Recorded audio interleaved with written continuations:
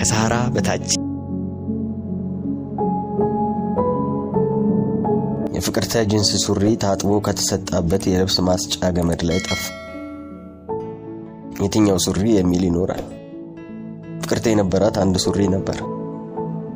የጠፋውም ይሄ አንድ ለእናቱ የሆነው ሱሪ ነው። የመንደሩ ሱሰኛ ጎረምሶች ለዕለት ሱሳቸው ማስታገሻ ወስደው ሸጠውት ይሁን አሊያም ሞገደኛ ነፋስ እያገተለተለ ወስዶ አንዱ ቅርቃር ሸጉጦት እግዚአብሔር ይወቅ።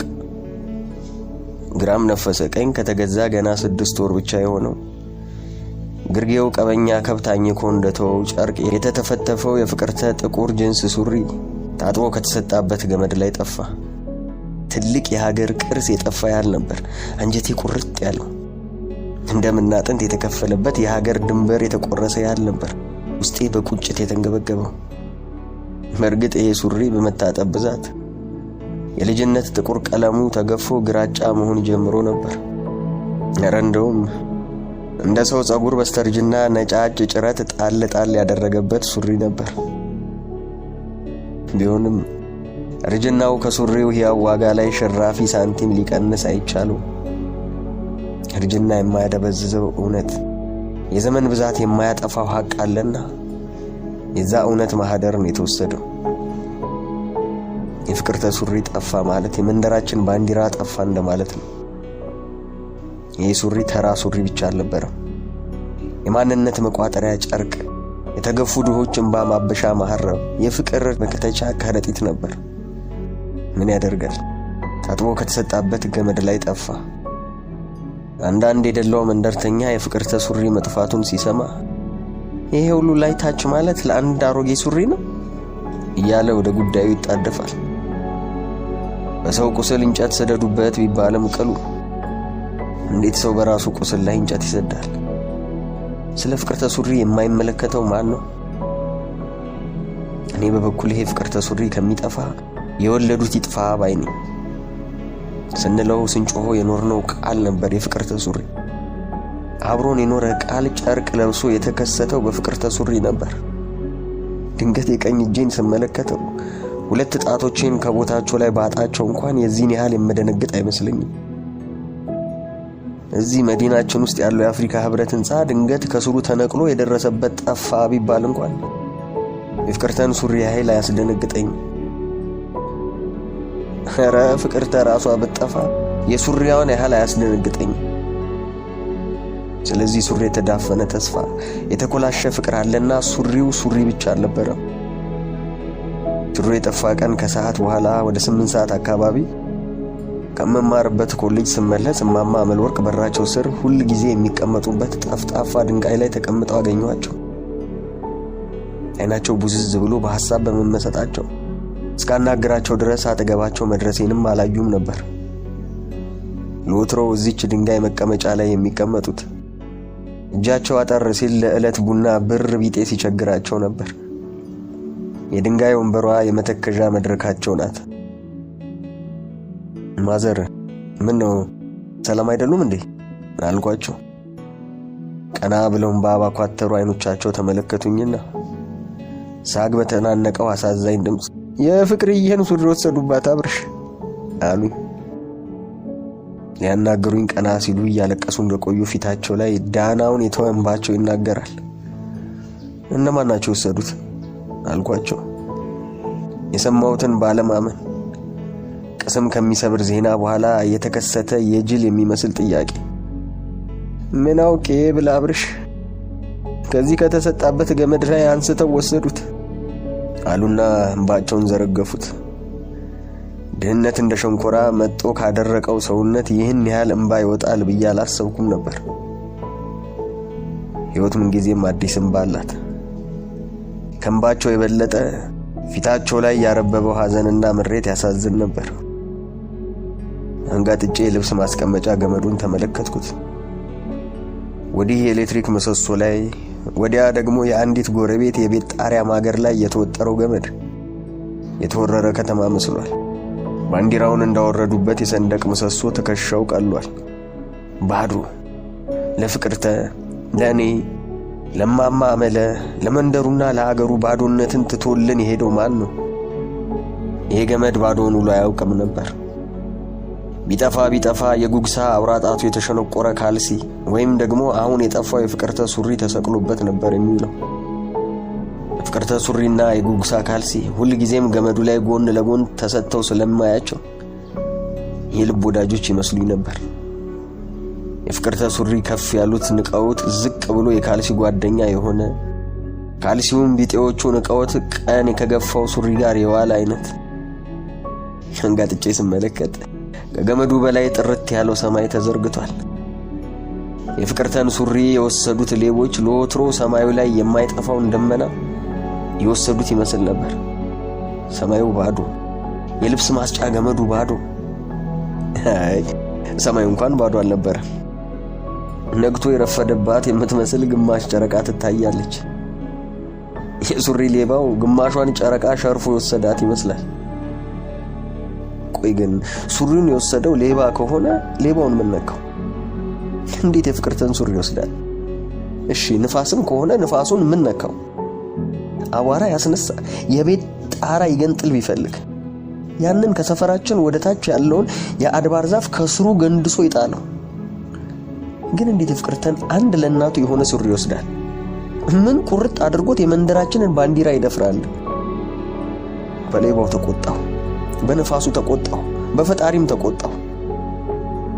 መምሬ ልሳኑ ታዲያ የማማ አመለ ንስሐ አባት የሱሪው መጥፋት ሲሰሙ እማማ አመለን ለማጽናናት ብለው ይሁን አሊያም አምነውበት እንጃ ብቻ ጥቅስ አጣቅሰው ላለው ይጨመርለታል፣ ከሌለው ግን ያለውም ይወሰድበታል።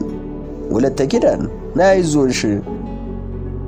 በዚህ ማጽናኛቸው በጣም ተበሳጨው። እንደውም በፈጣሪ ላይ የተሰማኝ ቅሬታ ተባባሰ። ፈጣሪ የሌባው እጅ ወደ ፍቅርተ ሱሪ ሲዘረጋ እንደ ደረቅ እንጨት ድርቅ አድርጎ ማስቀረት ይችል ነበር። ነፋስና ማዕበልን የሚገስጽ ፈጣሪ እንዴት ዝም አለ? እሳት ከሰማይ የሚያወርድ አምላክ ከዚህ በላይ በደል፣ ከዚህ በላይ ግፍ ምን አለና ታገሰ? የፍቅርተን ሱሪ የወሰደው ንፋስም ከሆነ መገሰጽ ይችል ነበር። ስለምን ዝም አለ? እንኳን አጋጣሚውን አገኘው እንጂ ፈጣሪ ጋርማ በፍቅርተ ጉዳይ ብዙ ጥያቄ አለኝ። ብዙ። ሲጀመር ፍቅርተን ስለምን እንዲያድርጉ ፈጠራል እኮ? ለምን? ለሱ ስለስሙ ጥሩ ነው። የእናቱ እርጅን ጉርጉር ነው ይሉት ቢል ስጋ ለብሶ የተገለጠው ማማ አመለ ቤት ነው። ማማ አመለ በመልክ ይሁን በባህሪ የማይገናኙ ከጾታቸው በቀር አንድ የሚያደርጋቸው አንድ ነገር እንኳን ፈልጎ ማግኘት የሚከብድ ሁለት ሴት ልጆች ያሏቸው እድሜያቸው የገፋ ደግ ሴት ነበሩ። ከሁለት ክፍል ቤታቸው አንዷን ተከራይቼ ለ4 ዓመታት ቤታቸው ውስጥ ኖሬያለሁ። ለስሙ ሁለት ክፍል ተባለ እንጂ አብረን በደባልነት እንደኖርን ነበር የሚቆጠረው። ማማ አመለ ከሁለቱ ልጆቻቸው ጋር የሚኖሩበትን ክፍል ረግጬ የኔ ክፍል ወደ ሆነችው ጓዳ አልፋለሁ። አንዳንዴ ታዲያ ወደ እኔ ክፍል ለማለፍ የተደረደሩትን ዕቃዎች መዝለል ይኖርብኛል። በተለይ ቡና ከቀራረበ ረከቦቱን መራመድ ግድ ነበር።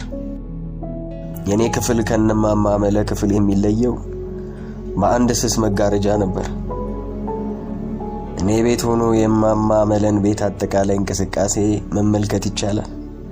ድንበራችን ስስ መጋረጃ ነበርና። ፍቅርተ የማማ አመለ ሁለተኛ ልጅ ናት። ፍቅርን ጨምሮ ሁሉን ነገር ይነሳት። የ40 ቀን እድሏ በየቀኑ 40 የሰቆቃ ጅራፍ የሚያሳርፍባት መልከጥፉ ወጣት ናት። ልቅም ያለች መልከጥፉ ነበረች። ቁንጅና እንደ ተመልካቹ ነው ቢባልም ፍቅርተን ቆንጆ የሚል ሰው አጋጥሞኝ አያውቅም፣ ራሷ ፍቅርተን ጨምሮ። ፍቅርተን ድንገት የተመለከታት ሰው ድንገት የተከሰተ ሰይጣን ፊት የቆመ ሊመስለው ይችላል። መጀመሪያ ግማሽ ፊቷን የሞላ የሚመስለው ትልልቅና የተፍረከረከ ከንፈሯ ድራማ ለመስራት የተጠለቀ ጭምብል እንጂ በእርግጥም አንዲት የ18 ዓመት ወጣት ከንፈር አይመስልም። ከላይ ከከንፈሯ የተረፈው ቦታ ላይ ለምልክት የተቀመጠው አፍንጫዋ ወደ ላይ ቀና ብሎ ሰፋፊ ሽንቁሮቹ ፊት ለፊት የቆመ ተመልካች ላይ የተደገኑ መንታ የከባድ መሳሪያ አፈሙዞች ይመስላሉ። የመርፌ ቀዳዳ የሚያካክሉ አይኖቿ ሁሌም ጉሽርጥ መስለው እንደቀሉ ናቸው። የጸጉሯ ነገር አይነሳ። የፍቅርተ ጸጉር ቀለም የለውም። የማለዳ ጠል የሰፈረበት ሜዳ ላይ ችፍርግ ስታበጥረው አሰቃቂ ፉጨት የመሰለ ድምጽ ይወጣዋል። ይህን ሁሉ ተፈጥሯዊ በደል የተሸከመችው ፍቅርተ በዚህ በቃሽ ቢላት ጥሩ ነበር። ከቁመቷም ክፉኛ በድሏታል። በጥረቷ ላይ ሲበዛ ትልልቅ ጡቶቿና አጠቃላይ የሰውነቷ ውፍረት ተደማምሮ በሰቆቃ እንድትኖር ፈርዶባታል። በእርግጥ ሰዎች እግዚአብሔር የሰጣትን በጸጋ መቀበልና መኖር ነው ለምን ትሳቀቅ የሚል ጉንጫ አልፋ ንግግር ሲናገሩ ይደመጣሉ። ግን እንደ ባለቤቷ ሰቆቃው ሊገባቸው አይችልም። ምክርና ቡጤ ለሰጪው ቀላል ነው እንዲሉ የልብሳቸው መዛነፍ፣ የከንፈር ቀለማቸው አለመስተካከል የሚያስጨንቃቸው ቆነጃጅት እግዚአብሔር የሰጠውን ይሏታል። ይህን ሁሉ የተሸከመችውን ፍቅርተ እንግዲህ የእናት ሆድ ሲሽጎረጎር ፋና ተወለደች። ያየሽ ውደድሽ የሚል ምርቃት አብሯት የተወለደ ከባህሪውም ከቁንጅናውም አትረፍርፎ የሰጣት ውብ የ19 ዓመት ወጣት ነበረች። መልአክ ፋናን አይኗን ትክ ብዬ ማየት አልችልም። እርዳለሁ፣ እፈራታለሁ። ቁንጅናዋ ከተለመደው የሴት ልጅ ቁንጅና ያልፋል። በእድሜ ከኔ ብታንስም ሁልጊዜ አጠገቧ ስቆም ትገዝፍብኛለች። ፋና ለኔ ቆንጆ ብቻ አልነበረችም፣ የቁንጅና ማንጸሪያ ሚዛንም እንጂ። ልክ የሌለው ቁንጅና፣ ቃል የማይገልጸው መስህብ ነበራት። የፊቷ ቆዳ ንፋስ እንደቆለለው የምድረ በዳ አሸዋ ለስላሳ ነበር። እንዲሁ በአይን ሲመለከቷት በእጅ የዳበሷት ያህል ለስላሴዋ ይሰማል። አይኖቿ ልብን የሚያስጨንቁ ነገሮች ናቸው። ፋና በልብ ውስጥ ለዘላለም የሚታተም ግን ቃል አውጥተው የማይናገሩት ቁንጅና የነበራት ልጅ ነበረች። ሕያው ፈተና።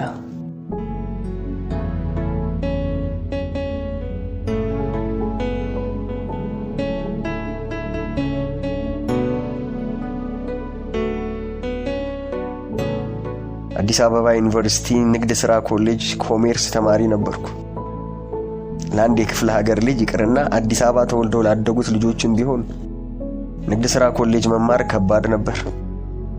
የመጀመሪያው ችግር ኮሌጁ ለተመደቡ ተማሪዎች የመኝታም ይሁን የምግብ አገልግሎት ስለማይሰጥ በየወሩ ለተማሪዎች እዚህ ግባ የማይባል የኪስ ገንዘብ እየከፈለ ከግቢ ውጭ እየኖሩ ትምህርታቸውን እንዲከታተሉ ያደርጋል።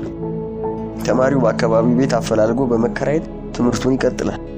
ገና ከጅምሩ እዚህ ኮሌጅ መመደቤን ስሰማ አልቅስ እያለኝ ነበር ከክፍለ ሀገር ወደ አዲስ አበባ የመጣሁት። የኮሌጁን ተማሪዎች የማሰቃየት ጀብዱ በሩቁ ሰምቻለሁ። መዛ ላይ ለአዲስ አበባ አዲስ ስለነበርኩና የማውቀው ሰው ስላልነበረኝ እንኳን እየዞርኩ ቤት መፈለግ ቀርቶ 5 እርምጃ ብራመድ ተመልሼ አልጋ ያዝኩበትን ሆቴል የማገኘው አይመስለኝም ነበር። በዚህ ግራ በተጋባውበት ወቅት ነበር ባረፍኩበት ሆቴል አልጋ አንጣፊ በኩል የማማ አመለን ቤት ለመከራየት የበቃሁት። እንደው መንደሩም ቤቱም ይሁንህ አይመስለኝም እንጂ የሚሆነው ከሆነ አንዲት ጎረቤታችን አንዲት ክፍል ቤት አለቻቸው አለች የሆቴል አልጋ አንጣፊዋ። ቤቱን ልናይ ጎተራ አሁን ቀለበት መንገድ የተሰራበትን ወደ ቀኝ ትተን ወሎ ሰፈር የሚባለው አካባቢ ሄድን። በመንገዱ ግራና ቀኝ የተሰሩ ትላልቅና ውብ ህንጻዎች ጀርባ ውስጥ ለውስጥ ሄደን እዚህ አካባቢ ይኖራል ተብሎ የማይታሰብ ጭርንቁስ መንደር ውስጥ ገባን። እርስ በርስ ተደጋግፈው የቆሙ ቤቶች፣ ግድግዳ ላይ ተለጥፈው የተሰሩ የውሻ ቤቶች እንጂ የሰው ቤቶች አይመስሉ። ጨረቃ ቤት እንደሚባሉ በኋላ ሰማሁ። አፈር የመሰሉ ህፃናት መንደር ውስጥ ወርወር ይላሉ። ትንሽ ተጉዘን ካገኘናቸው መደዳ ቤቶች ያሉበት ቦታ ስንደርስ በአንዱ በር ላይ ቆመን ፍቅርተና እናቷ ማማ መለ ነበሩ ያናገሩኝ። እውነቱን ለመናገር ፍቅርተን ሳያት ላማጥብ ቃቶኝ ነበር። በስመ አብ! ድንገት ፍቅርተን የተመለከተ ሰው ሊሰማው የሚችለው ነገር ቢኖር ይህ ነው። ለምን እንደሆነ ባላቅም አዲስ አበባ ውስጥ የዚህ አይነት ቤትም ሆነ የዚች አይነት ልጅ ይኖራል ብዬ አስቤውም አልሜውም አላውቅም። እንደውም ያመጣኝ አውቶቡስ በትክክል አዲስ አበባ እንደጣለኝ ተጠራጠርኩ። እኔ ቤተሰቦች መካከለኛ ኑሮ የሚኖሩ የክፍለ ሀገር ሰዎች ናቸው። ያደኩበት ቤትና ግቢ ግን በስፋትም ሆነ በንጽህና ከዚህ ቤት ጋር ሲወዳደር ኧረ አይወዳደርም። ወይ አዲስ አበባ። ለጊዜው እዚህ ቤት አረፍ ብዬ ሀገሩን ሰውን ስለምደው የተሻለ ቤት እፈልጋለሁ ብዬ አዲስ አበባ የቤት ችግር መፈናፈኛ ያሳጣኝ እኔ ጓዳዋን በ300 ብር ለመከራየት ተስማማሁ። ከሰዓት በኋላ አንዲት የስፖንጅ ፍራሽ ገዝቼ ካረፍኩበት ሆቴል ሻንጣዬን በመያዝ ወደ ተከራየሁት ቤት ስመለስ ያጋጠመኝ ነገር በአንድ ራስ ሁለት አስወራኝ። ያመጣኝ አውቶቡስ አዲስ አበባ ነው ወይንስ ገነት ያወረደኝ? ፋና በር ላይ ቆማ ነበር። ፋና የኔ የማለዳ ጀንበር፣ ፋና የኔ ደግ ፊት፣ ሩሩ ፊት፣ የተከሰተች መልአክ። ሻንጣዬን ልትቀበል እጇን ዘረጋች። ለስላሳ ጣቶቿ የእጄን መዳፍ ነኩኝ። የከተማው የኤሌክትሪክ ኃይል ሁሉ በፋና እጅ በኩል አድርጎ ልቤን ቀጥ እስኪያደርገኝ ነዘረኝ። አዲስ አበባ በጨለማ ተውጣ በጥቁር አዲስ አበባ ላይ ፋና የምትባል ፀሐይ ፍንትው ብላ ወጣች። እነሆ ይቻትና አዲስ አበባ የልዩነት አገር፣ ሁሉን ቻይ አዲስ አበባ፣ የሁሉ መኖሪያ አዲስ አበባ፣ ከትላልቆቹ ህንጻዎች ኋላ ሲኦልና ገነት በፍቅር በመተሳሰብና በአንድነት ተቃቅፈው የሚኖሩባት አዲስ አበባ። የአዲስ አበባ ልጅ ሆንኩኝ መሰለኝ። አዲስ አበባ ተወልጄ ያደግኩ መሰለኝ። ፋና ፋና ፋና ያለችበት ቤት ውስጥ ልኖር ነው። አዲስ አበባ ዩኒቨርሲቲ ንግድ ሥራ ኮሌጅ እግዚአብሔር ይስጠው። አካውንቲንግ ላስተምርህ ብሎ ጠርቶ ከቁጥሮች ክምር ውስጥ እውነትን ማውጣት ላስተምርህ ብሎ ጠርቶ ድህነት ከቀበረው መንደር ውስጥ የወርቅ ፍልቃቄ መሰለች ልጅ እንዳወጣ የተላኩ መልአክ አደረገኝ። እኔ እኮ ቆንጆ ሴት ሲያዩ የሚደነግጡት የፊልም አክተሮች ብቻ ይመስሉኝ ነበር። ፈዘዝኩ። ፋናን ስመለከታት ፈዘዝኩ። ከዚች ቤት እንኳን ራሴ ልወጣ ውጣም ቢሉኝ እግሬን እንደማላነሳ ይገባኝ ገና ፋናን እንዳየኋት ነበር። ለልማት መንደሩ ሊፈርስ ነው መድረሻን ፈልግ ቢሉኝም አብራችሁ አፍርሱኝ ከማለት ወደ ኋላ እንደማልል የገባኝ የፋና ጣቶች ሲነኩኝ ነው። ማን አለ ለርስቱ የማይሞት? ፋና እኮ ርስት ናት። ከፀሐይ መውጫ እስከ ፀሐይ መግቢያ ከአጽናፍ እስከ አጽናፍ የተዘረጋች። እግዚኦ ፋናን እዚህ መንደር ውስጥ ምን ግር ጣላት?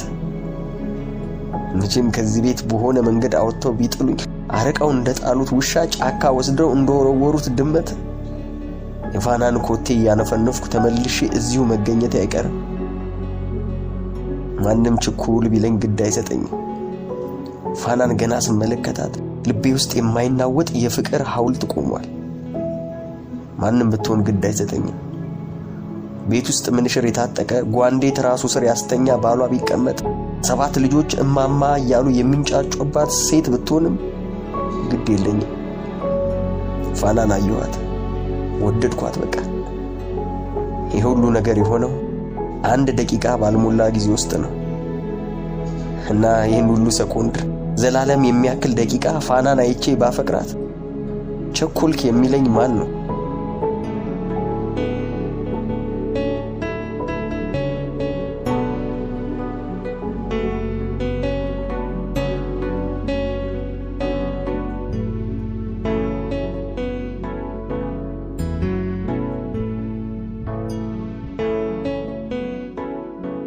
ቤተሰቦቼ በየወሩ የሚልኩልኝ ብር ከዚህ የተሻለ ቤት እንድከራይ የሚያስችለኝ ቢሆንም ፋና የምትባል የእግር ብረት ተጠናውታኝ በየት በኩል ቤቱ ለአንድ ዩኒቨርሲቲ ተማሪ ምኑም የሚመች አልነበረም። ከኔ ክፍል ኋላ የታወቀ ጠላ ቤት ነበር። ጫጫታው፣ ሁካታው፣ ዘፈኑ፣ ጸቡ ሁሉ ይረብሻል። በሳምንት 3 ቀን የጠላ ቤቱ ጩኸት ጋብ ሲል ኳስ የሚጫወቱ ልጆች ይተካሉ።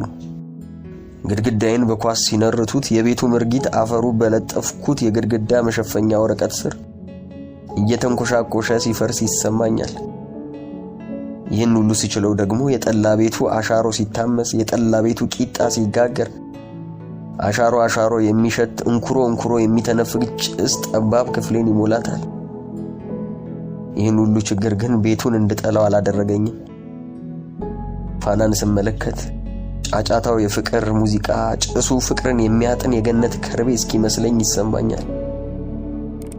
እዚህ ቤት ውስጥ ለ6 ወራት ስኖር ከፍቅርተ ጋር ተግባባ።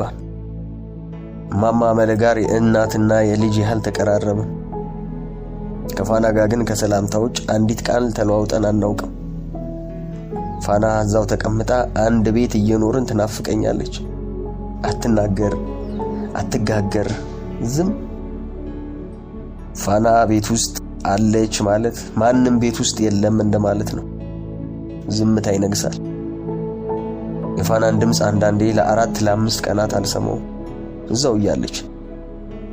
አይገርምም? እኔም በቤተሰቦቼ እሱ አይናገር አይጋገር ዝም ነው እየተባልኩ ሞካሽ ነበር። እንጉዳቸውን ባዩ። እዚህ ሞት የሚያስንቅ ዝምታ የሰፈረባት ጋግርታም ጋር በፍቅር ወድቄ አንድ ቃል ሲናፍቀኝ የፋና ዝምተኝነት የጤና አልመስል ብሎኝ ነበር። እንጀራ እየበሉ ወጥ ሲያልቅባት እንኳን ወጥ ጨምሩልኝ አትልም። ደግነቱ እናቷ ማማ አመለ አይናቸው ከፋና ላይ ስለማይነቀል ገና ወጡ ሲያልቅባት በላዩ ይጨምሩላታል። ፋና በቀን ውስጥ የምትናገራቸው ቃላቶች ቢደመሩ እህቷ ፍቅርተ በግማሽ ደቂቃ ከምታዘንበው ንግግር የሚበልጡ አይመስለኝም። ፍቅርተ ሙሉ ቀን ስታወራ፣ ስትስቅ፣ ስትጫወት ነው የምትውለው። አንዳንዴ ፈገግታ የሚያጭርብኝ ነገር ፋናና ፍቅርተ ሲያወሩ መስማት ነበር። ፍቅርተ ብቻዋን የምታወራ ነው የምትመስለው። ፋና አንድ ቃል አትመልስም። ፍቅርተም ብትሆን የእህቷን አመል ያወቀች ይመስል መልስ አትጠብቅም። ዝም ብላ ታወራለች። የፍቅርተን ወሬ መስማት አይሰለች። እንደው ፍቅርተን መልኳን ሳይመለከት ድምጿን ብቻ ያዳመጠ ሰው በዓለም አንደኛዋ ቆንጆ ሴት እየተናገረች ሊመስለው ይችላል። በተለይ ሳቋ። የፍቅርተ ውበት ግን ድምጿ ብቻ ነው።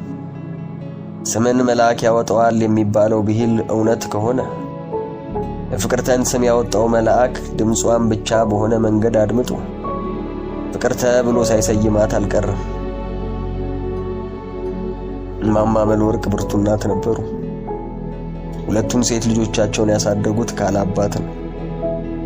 ዛፍ ቆራጭ የነበሩት ባለቤታቸው አንድ ቀን ዛፍ ሲቆርጡ የዛፉ ቅርንጫፍ የተላጠ ኤሌክትሪክ መስመር ጋር የተነካካ ሆኖ በአሰቃቂ ሁኔታ ሕይወታቸው አለፈ። ያኔ ፋና የ3 ፍቅርተ የ2 ዓመት ሕፃናት ነበሩ። እነዚህን 2 ልጆች ለማሳደግ ያልፈነቀሉት ድንጋይ የለም። ያለፉበትን አሰቃቂ የድህነት መንገድ ተመልሰው ሲያስቡት ያንገሸግሻቸዋል። ታዲያ ከተቀራረብንና እኔም ከቤተሰቡ አባል እንደ አንድ ተቆጥሬ ገበናቸውን ተካፋይ ሲሆን ማታ ማታ ቡና ተፈልቶ ታሪካቸውን ያወሩኝ ነበር። ማማ አመለ ወሬ ይችላሉ። አሁን በሐዘን አይናችንን በእንባ ሞልተውት ድንገት ጣል በሚያደርጉት ቀልድ ለሐዘን የተቋተረ እንባችን በሳቅ ይፈሳል። የማታ ቡና አብሬያቸው መጠጣት የጀመርኩት ቀን ትዝ ይለኛል። በፊት ቡና ሲያፈሉ ፍቅርተ መጋረጃዬን ገለጥ አድርጋ አንድ ሲኒ ታቀብለኝና ጠጣለሁ። ዕጣኑም ቢሆን እየተጥመለመለ መጋረጃዬን አልፎ ክፍሌ ይደርሳል። አብዬ ይሉኛል። ማማ አመለ ሲጠሩኝ እንዲህ ነው። አቤት ማዘር፣ ሁለተኛ ትጠጣለህ? አይ ይብቃኝ ማዘር እላለሁ። እየፈራሁ እንጂ ብጠጣ ደስ ይለኝ ነበር። አንድ ቀን ታዲያ ቡናው ተፈልቶ ጣኑ ቤቱን ሞልቶት እኔም ነቃ ብዬ ፍቅርተ መጋረጃዬን ገለጥ አድርጋ ቡናዬን እስክታቀብለኝ ስትጠባበቅ ማማ አመለ ጠሩኝ። አብዬ። አቤት ማዘር። እንደው ከሰውም አልተፈጠርክ? ምን አለ ወዲህ ወጣ ብለህ ብትጫወት፣ ጀበናውንም እያየ ቡና ብትጠጣ፣ እኔም እናትህ ነኝ፣ እነ ፍቅርዬ እህቶች ናቸው አሉኝ። ይሄ የመልአክ ጥሪ ነው። ልብሴን ቀየርኩ። ምርጥ የምላትን ልብስ ነው የለበስኩት። ከዚህች የመጋረጃ ድንበር ለማለፍ ሽክ እናም መጋረጃዬን ገለጥ አድርጌ ብቅ አልኩ። ሁሉም በአክብሮት ተቀበሉኝ። የተዘጋጀልኝ ኩርሲ ላይ ተቀመጥኩ። እዩት እንግዲህ እግዚአብሔር ጨዋታውን ሲያሳምረው። ፋና ፊት ለፊት የኔ ተቀመጠችው። ከዚህ በፊት ፊት ለፊቴ ተቀምጦ የሚያውቅ ውብ ነገር ምን ነበር? ምንም። ለኔና በፋና መሃል የሲኒ ረከቦት፣ ሲኒዎቹ 6 ጨረቃ መስለው፣ ከረከቦቱ ጎን ማጨሻው እንደ ደመና በቀስታ ሽቅብ ወደ ጠቆረው ጣራ ከሚሳብ የዕጣን ጭስ ጋር ከስሱ የዕጣን መጋረጃ ባሻገር ፋና አንገቷን ደፍታ መሬት እየተመለከተች ተቀምጣለች። አዲስ ሰው ስለተቀላቀልኩ ጨንቋታል። አቤት እንዲህ ፊቷ ተቀምጠው በዕጣኑ ጭስ ውስጥ ሲመለከቷት ምነው ባልነቃው በሚባል እንቅልፍ ውስጥ የተከሰተች ጣፋጭ ህልም ነው የምትመስለው። ፋና የኔ ውብ ድህነትን አፈር ድሜ ያስጋጠ ውበት በዚህ ጭርንኩስ ቤት ውስጥ ፊት ለፊቴ በዕጣን ደመና ተከቦ ተቀምጧል። እኔም ከግር ጥፍር እስከ ራስ ፀጉር በሚነዝር በሚስረቀረቅ ደስታ ውስጥ ሕያውና ዘላለማዊ ስዕል ላደርጋት እያጠናኋት ነው። ነፍሱ በፍቅር ፍላጻ እንደተወጋች አፍቃሪ በምድር ላይ ምርጥ ሰዓሊ የለም። አፍቃሪ እንደ ፎቶ አንሺ ያፈቀረውን ሰው ስጋ ብቻ አይደለም የሚያሳምረው፣ የተፈቃሪውን ነፍስ ይመለከታል። በዝምታ ውስጥ ያለ ሰላምን የሚቃኙ አይኖች ይታደላል። ከተከዘ ፊት ፈገግታ ያወጣል። እውነትን በአይነ ህሊናው ይቃኛል። አፍቃሪ ሰዓሊ ነው። ከዛን ቀን ጀምሮ ፋና ጋር በዕጣን ጭስ መሃል መታየት የዘወትር ተግባራችን ነበር። የማማ አመለ ጣፋጭ ወግ፣ የፍቅርተ የማያባራ ሳቅና ጨዋታ፣ የፋና የማይገሰስ ዝምታና የዝምታዋ ውበት፣ የውበቷ ግዝፈት እንደ መንፈስ በቤት ውስጥ ያረበብ ነበር።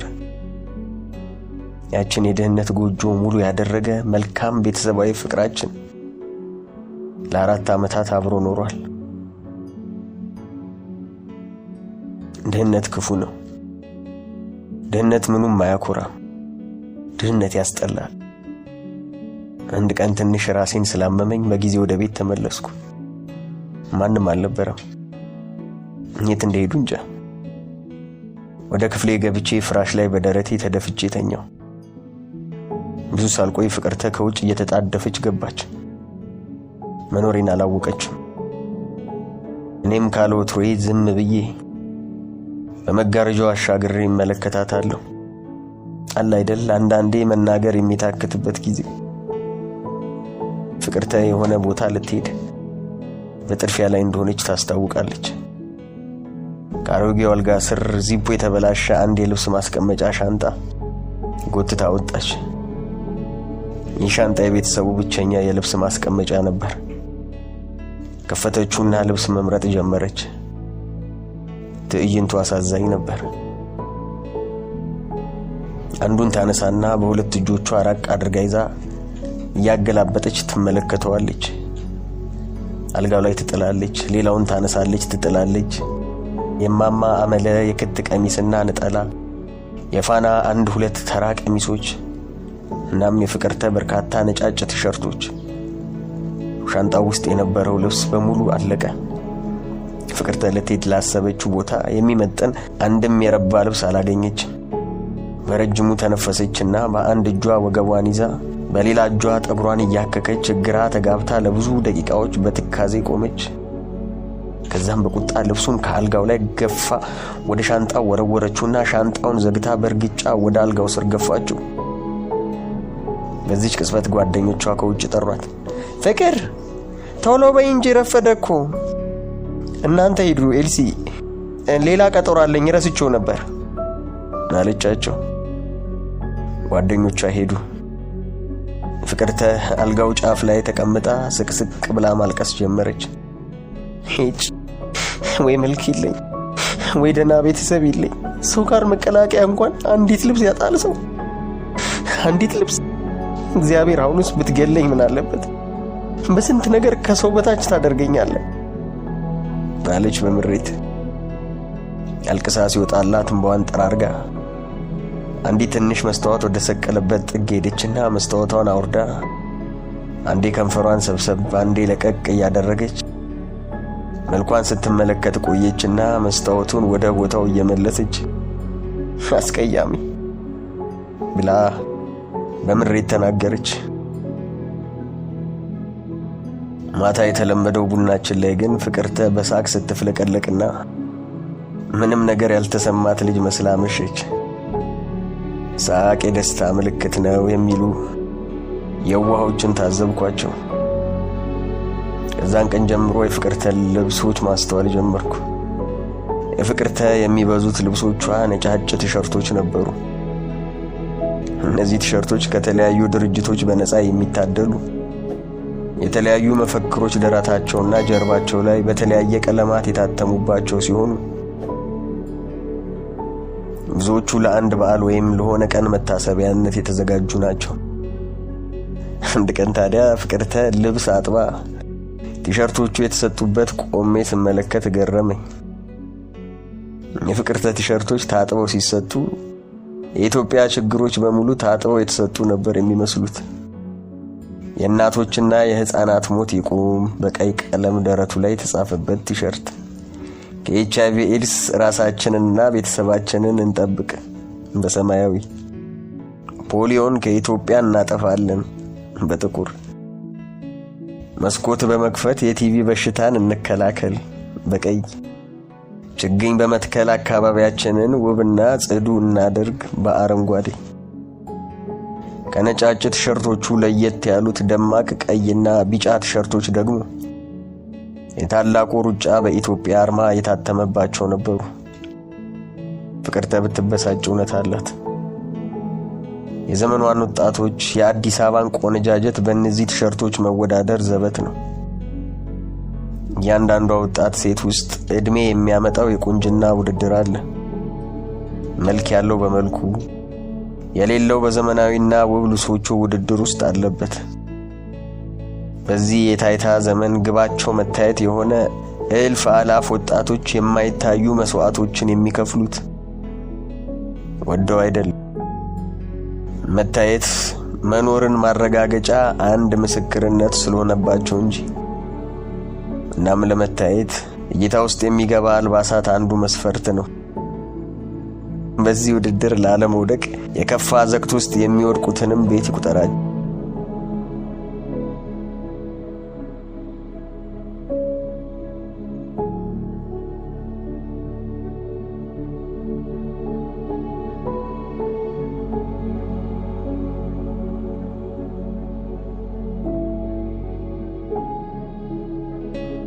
ከፋና ጋር መቀራረብ በጣም ከባድ ነበር። አንዳንዴ ባህሪዋ ያበሳጨኛል። ምን አይነት ደነዝ ልጅ ናት እልና ለራሴ ቁጣ ይለኛል። ለምን እንደ ፍቅርተ አታናግረኝም? ሌላው ቢቀር አንድ አመት ሙሉ እዚህ ቤት ስኖር ቤቴን እንኳን ተሳስታ ረግጠው አታውቅም። ፍቅርተ እኮ እናት ማለት ናት። ረፍዶብኝ ፍራሼን ሳላነጥፍ ከወጣሁ ፍራሼን አንጥፋ የተዘረከረኩትን ወረቀቶች አስተካክላ የሚጠጣ ውሃ ቀርታ አስቀምጣልኝ ነው የማገኘው። ከቅርብ ጊዜ ወዲህ ደግሞ ምግቤንም የምትሰራልኝ ፍቅርተ ናት። እቺ ፋና የሚሏት ዝግን ዝምታዋ ሰልችቶኝ ነበር። የሆነ ጊዜ ታዲያ ድንገት ታመምኩ። ለሳምንት ትምህርት ቤት አልሄድኩም። ፍቅርተና ማማ መለ ተጨንቀው ሲሯሯጡ ሰነበቱ። ፋና ዝርም ብላ አታውቅም። እግዚአብሔር ይግደል ማንን ገደለ።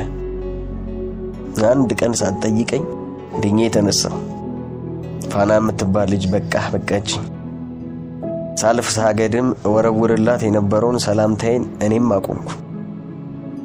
ስገባ ብቻዋን ተቀምጣ ባገኛት እንኳን ሰላም አለላት። እንደውም ከብስጭቴ ብዛት ቤት ለመቀየር አሰብኩ። ግን ለማማ አመለ ምን ሰበብ እንደማቀርብ ጨነቀኝ። ከኔ ከሚያገኙት የኪራይ ብር በላይ ለኔ ያላቸው ቤተሰባዊ ፍቅር ቦታ አለው ለርሳቸው። ደግሞም ብቸኛ መተዳደሪያቸው ከኔ የሚያገኙት የኪራይ ብር ነበረች። ምን ሆንኩ ብዬ ከዚህ ቤት ልውጣ? እቺን ጉልት ሶጣ ስገባ እንደ ጉዑዝ ነገር ተጎልታ ማየቴ ያበሳጨኛል። ማታ ቡና ሲጠሩኝ በህመሜ አሳብቤ ልቀርብ ሞክርም አልተሳካም። ቡና ባጠጣ እንኳን ና ተጫወት እንጂ በሽታው ለብቻ ሲሆን ነው የሚጠናው አሉኝ ማማ መለ። ጨዋታው እንደወትሮ አልጥማለኝ። እጣኑ ከነከነኝ። ከጣኑ ወዲያ ቀርቅራ የምትቀመጠው ፋና ሰለችች። እወዳታለሁ ግን ጉዑዝ ናት በቃ። ወይስ ከራሷ ውበት ጋር በፍቅር ወድቃ ዓለምን ረስታለች? ምን አይነት ድንዛዜ ነው ይሄ? ፍቅርተ ጋር ቅርርባችን ተጠናክሮ ነበር። ማታ ማታ ቡናው እስከሚፈላ ደብተሯን ይዛ ወደ ክፍሌ ትመጣለች። ግን አታጠናውም። ቤታቸው ውስጥ ቴፕ ስለሌለ ሁል ጊዜ ከደብተሯ ቦርሳ ውስጥ የምታኖረውን የአስቴርን ካሴት ይዛ ትመጣና በእኔ ቴፕ ታዳምጣለች። ግጥሙን ሸምድደዋለች። ጀምሮ እስኪጨርስ በቃሏ ትወጣዋለች።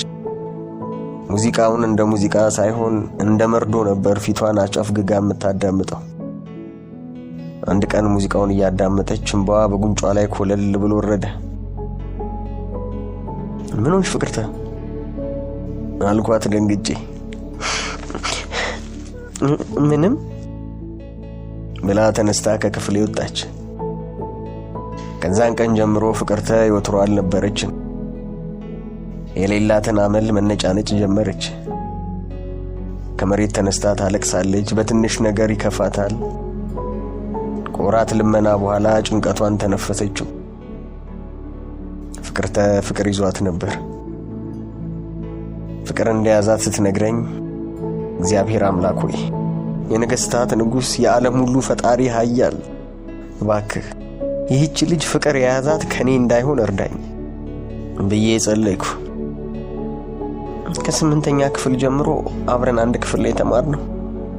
ቶማስ ይባላል ስትለኝ ሃሌሉያ ብዬ ልጮህ ቃቶኝ ነበር። አሁን እዳው ገብስ ነው። ተረጋግቼ አዳምጣት ጀመር። የክፍሎቿ ልጆች ተሰባስበው የተነሱትን አንድ ፎቶ እየሰጠችኝ ልጁን ጠቆመችኝ። ሲበዛ ቆንጆ ልጅ ነበር። ከግራና ቀኙ 2 ቆነጃጅት እንደ መዥገር ተጣብቀውበታል። አንቺ ታለሽ ታዲያ ያልኳት። እኔ ፎቶ መነሳት አልወድም አለችኝ ትክዝ ብላ። ለምን ብዬ አልጠየቅኳትም። ከወደድሽው ስንት ጊዜ ሆነሽ አልኳት ፎቶውን እያየሁ። እኔ እንጃ ግን ቆይቷል።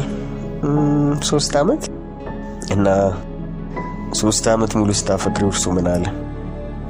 አያውቅም። ተነጋግራችሁ አታውቁም? አንድ ቀን አናግሮኛል። እና ምን አለሽ አልኳት በጉጉት። እርሳስ አጥቼ ስጠይቅ ሰጠኝ። ስመልስለት ውሰጂው አለኝ አለችና አዛኛው ክፍል ሄዳ አንድ ቢጫ እርሳስ ይዛ ተመለሰች። እንደ ትልቅ ቅርስ በፍቅር እርሳሱን እየተመለከተች አየህ የሱ ነው አለችኝ። ፊቷ ላይ የነበረው ፍቅር፣ ደስታ፣ ናፍቆት ያሳዝን ነበር። ትቀጥላለች ብዬ ጠበቅኳት። የተነጋገሩት ግን ይችኑ ነበር። አንድ ቃል ውሰጂው አላት። በቃ ይሄ ቃል ለፍቅርተ ንግግር ነበር። ለምን አታናግሩም ታዲያ? በቀጥታ መናገር እንኳን ባትቺ በሆነ መንገድ እንደወደድሽው አሳውቂው፣ እሱም ሊወድሽ ይችላል አልኳት። እንደው ለማጽናናት እንጂ ያልኩትን ለራሴም አላመንኩበትም። ይሄ ልጅ ፍቅርተን ቢወዳት በሺህ ዓመት አንድ ጊዜ የሚከሰት አጋጣሚ አድርጌ ላየው ሁሉ ይችላለሁ። በድንጋጤ አፍጥጣየችኝ። ትቀልዳል አለችኝና አፏን በ2 እጆቿ አፍና እንደዘገነነው ሰው ሰውነቷ ተንዘረዘረ። በጣም የሀብታም ልጅ ነው። በዛ ላይ ክላሳችን ውስጥ ካሉ 30 ሴት ተማሪዎች ግማሹ በሱ ፍቅር ያበዱ ናቸው።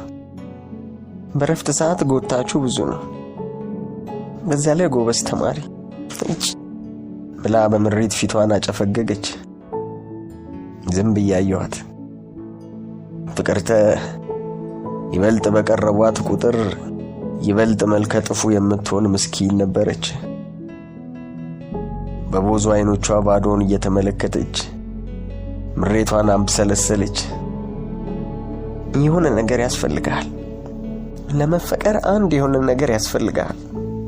መልክ ወይንም ሀብት፣ ብቻ የሆነ ነገር። እኔ ደግሞ ምንም የለኝ፣ መልክ የለኝ፣ ሀብት የለኝ። በትምህርት እንኳን እንዳላካክሰው እንደ ትምህርት የሚያስጠላኝ ነገር የለም።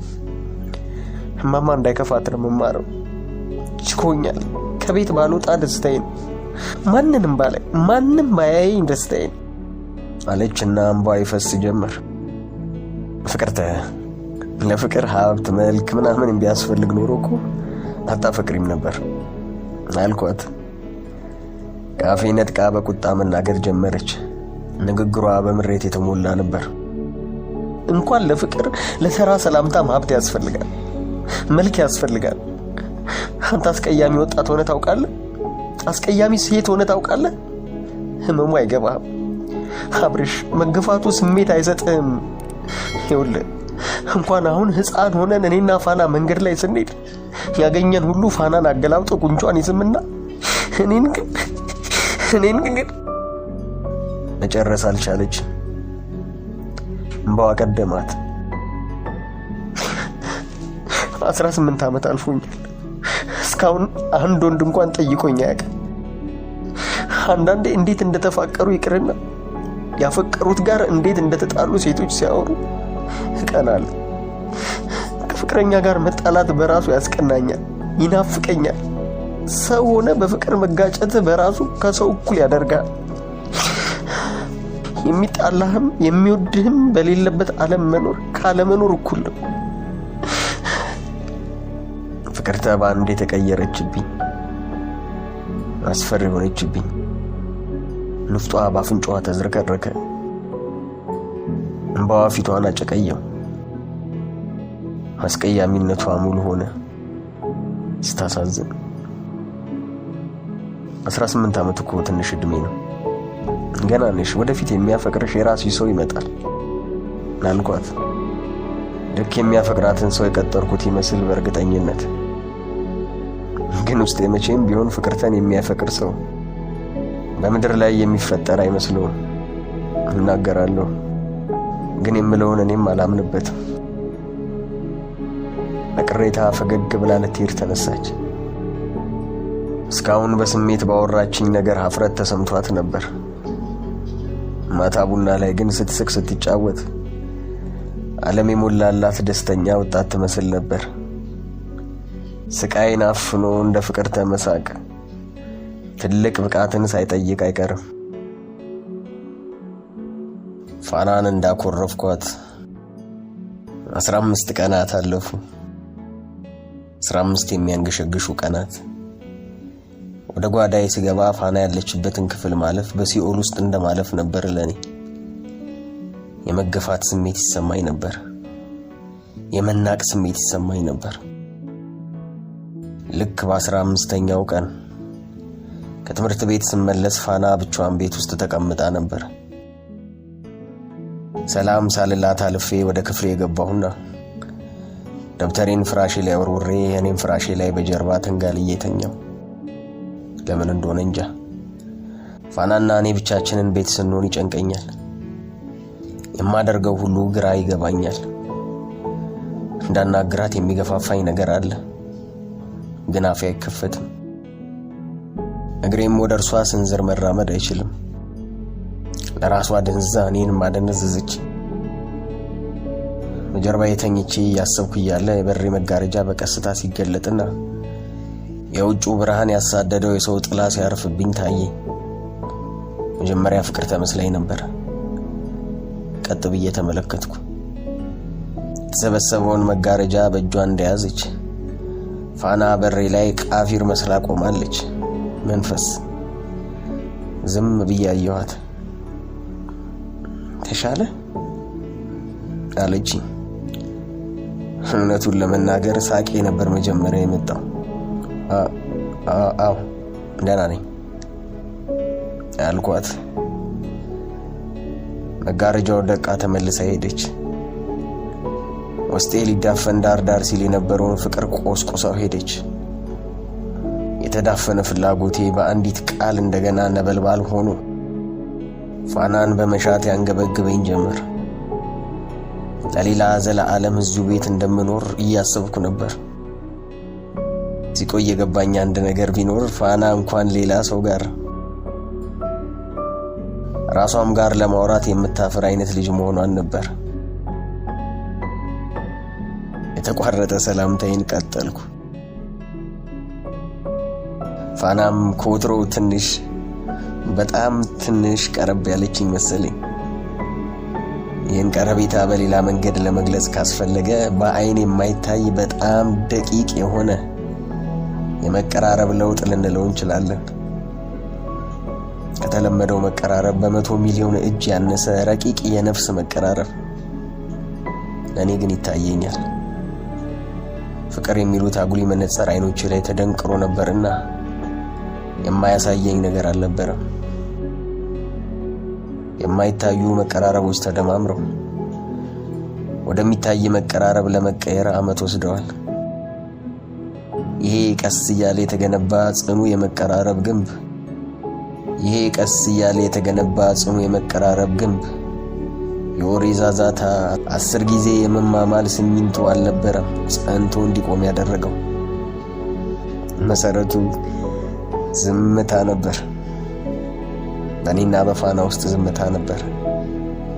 በዛች ውድና ዘላለማዊ በምትመስል የቡና ሰዓት በጣም መጋረጃችን ውስጥ ሁለታችንም አይኖቻችን ሲገጣጠሙ ነፍሶቻችን የሚያወሩት ነገር ነበር። ፍቅርተና እማማ መለ በሚያወሩት ነገሮች የጋራ ሳቅ ስቀናል። ፋና ስትስቅ ሳቋን አጅቤ ስቅ ነበር። ምንም ይሁን ጉዳዩ እኔም ሳወራ ፋና ትስቅ ነበር። ድጋፍ ነው። ሳቋ ውስጥ ለዘላለም ሳቅ አይለይህ የሚል ምርቃት ነበር። ፋናን በየቀኑ አፈቅራት ነበር። አዳዲስ አይነት ፍቅር፣ ሰርክ አዲስ ፍቅር። እንተያያለን። አይኖቻችን ውስጥ ከብረት የጠነከረ መሻት ነበር። ቃል ሳንተነፍስ ነገሩን ጨርሰነው ነበር። ፋኒ የኔ መልአክ እንዴት ነሽ?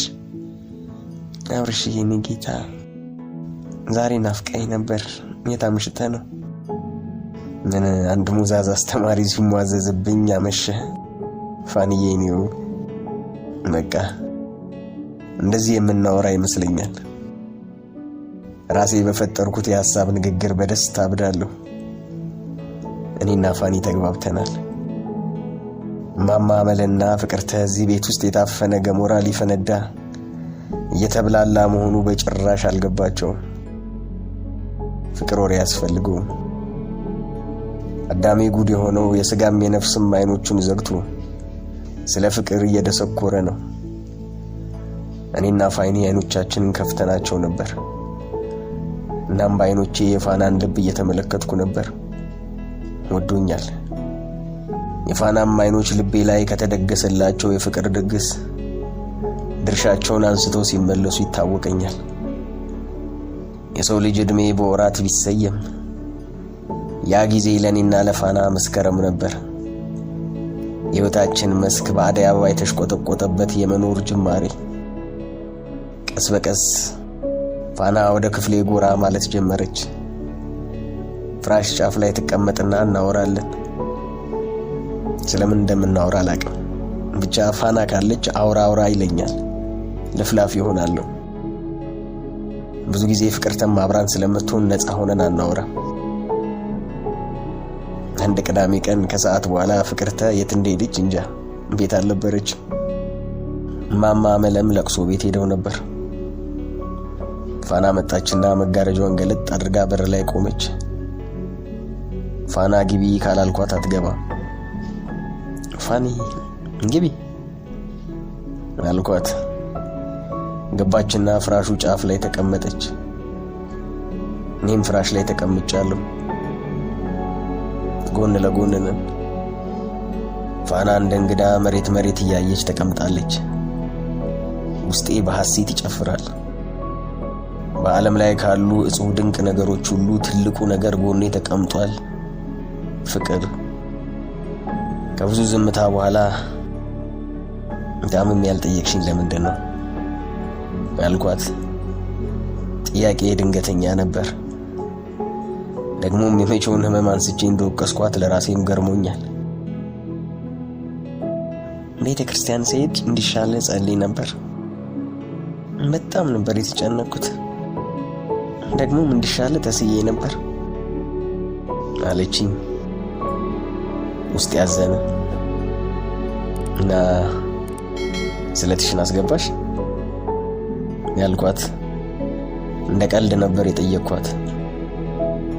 ፋና ቀርቅራ ዝም አለች። ፋና የተሳለችው አንድ ፓኮ ሻማ ነበር። ብር ስላጣች ስለቷን አላስገባችም። ስትነግረኝ አንጀቴን የተላወሰው። እጇን በእጄ ያዝኩት። ደነገጠች።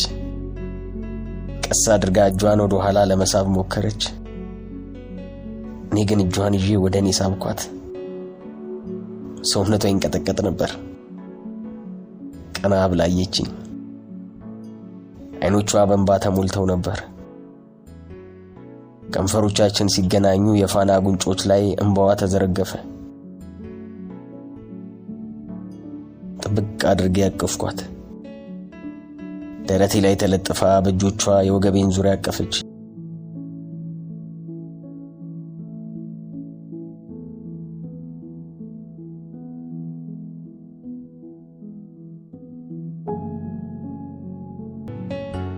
ከፋና ጋር ከተሳሳምንበት ቅዳሜ በኋላ ዋና ስራችን የማማ አመልና የፍቅርተ እግር ሲወጣ መጠበቅ ሆነ። በቃ ወጣ ሲሉ ፋና ወደ ክፍሌ ሮጣ ትመጣና አቀፌ ላይ ናት። ከንፈሮቻችን እንዳይገናኙ ማድረግ ከሁለታችንም አቅም በላይ ነበር። በፍቅር ሰከረ። አንዳንዴ ማማ አመለ ቤት ውስጥ ሆነውም ፋና ተነስታ ወደ ክፍሌ ትገባለች።